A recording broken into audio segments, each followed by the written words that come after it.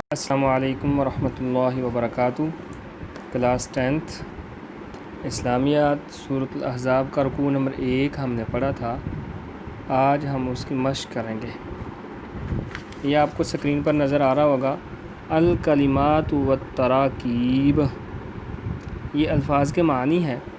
بیٹا آپ نے الفاظ کے معنی ضرور یاد کرنے ہیں۔ اس کے اندر سے MCQs بھی آتا ہے اور شارٹ کوسچن بھی آتا ہے، ٹھیک ہے۔ اب دیکھیں، جوفن دھڑ کو کہتے ہیں پہلو، ٹھیک ہے۔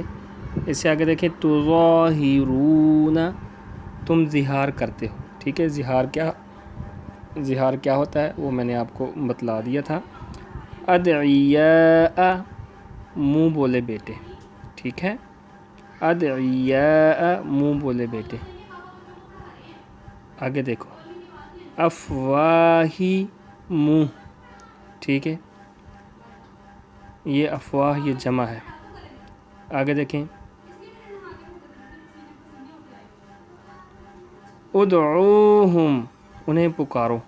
اقساطو، زیادہ منصفانہ بات۔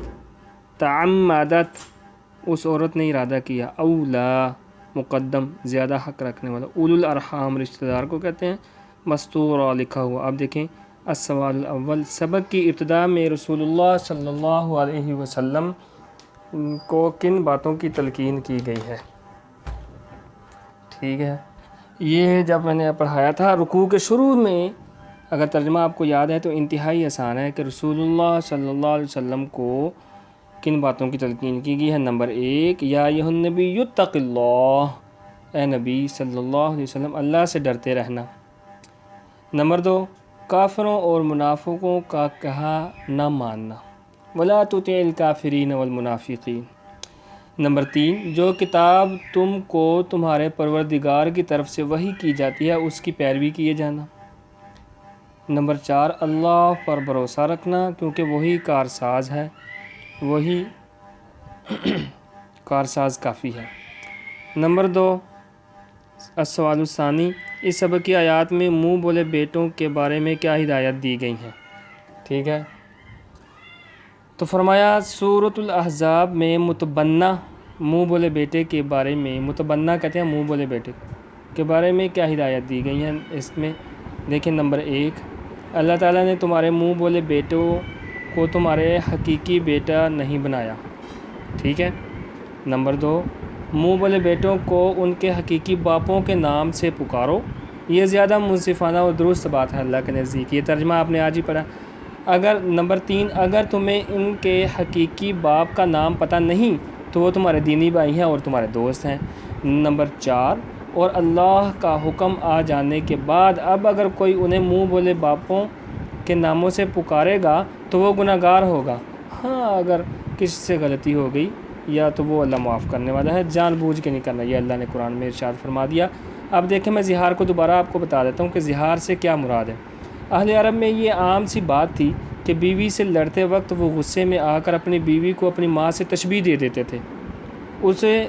اسے وہ اصطلاحاً کہتے تھے اظہار، کہ ہم نے اظہار کر دیا، اور وہ پھر وہ یہ سمجھ بیٹھتے تھے کہ ایسا کہہ دینے سے، یعنی اظہار سے، ان کا نکاح ٹوٹ گیا اور ان کو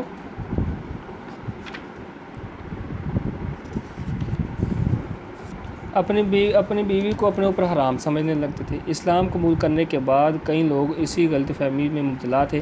اللہ رب العزت نے وضاحت فرما دی کہ ان کے ایسا کہہ دینے سے حقیقت بدل نہیں جاتی، ان کی بیوی بدستور ان کی بیوی ہی ہے، چونکہ یہ کوئی اچھی بات نہیں تھی۔ اس لیے زہار کی سزا ایک غلام آزاد کرنا یا 60 روزے رکھنا یا 60 مسکینوں کو کھانا کھلانا قرار دی گئی ہے، تاکہ آئندہ ایسی بیہودہ کی بات کرنے کی نوبت نہ آئے اور رشتے کا تقدس مجروح نہ ہو، ٹھیک ہے۔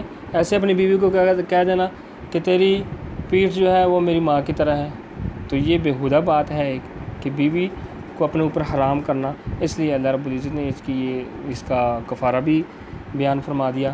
تو یہ جو شارٹ کوسچن ہے ان کو بھی آپ نے اچھے طریقے سے یاد کر لینا ہے۔ زہار کی جو ڈیفینیشن ہے نا، اس کو آپ نے اچھے طریقے سے یاد کر لینا ہے۔ میں انتہائی مختصراً آپ کو بتائی تھی، میں دوبارہ بتاتا ہوں کہ اپنی بیوی کو اپنی ماں سے تشبیہ دے دینا، اس کو زہار کہتے ہیں، ٹھیک ہے، اس کو بیٹا اچھے طریقے سے یاد کر لینا۔ والسلام علیکم۔